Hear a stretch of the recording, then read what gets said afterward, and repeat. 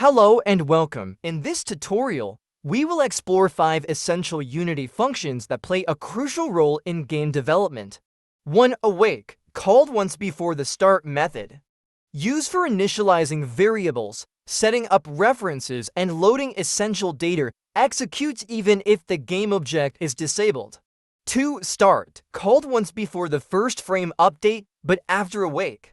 Commonly used for setting up logic that depends on other initialized objects, only executes if the game object is enabled. 3. FixedUpdate runs at fixed intervals, independent of frame rate. Used for physics-related calculations, for example, rigid body movement. Recommended over update for handling physics to ensure consistency. 4. Update, called once per frame, making it dependent on the frame rate. Ideal for handling player input, animations, and game logic. Should not be used for physics updates, use FixedUpdate instead. 5. LateUpdate, called after update every frame.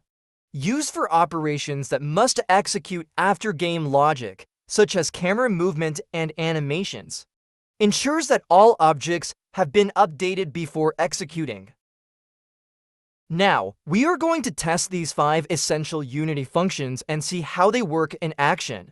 We'll run the game and check the Unity console to observe how many times each function is executed. You'll notice that some of them run only once, while others keep executing repeatedly. Thank you for watching. See you in the next video.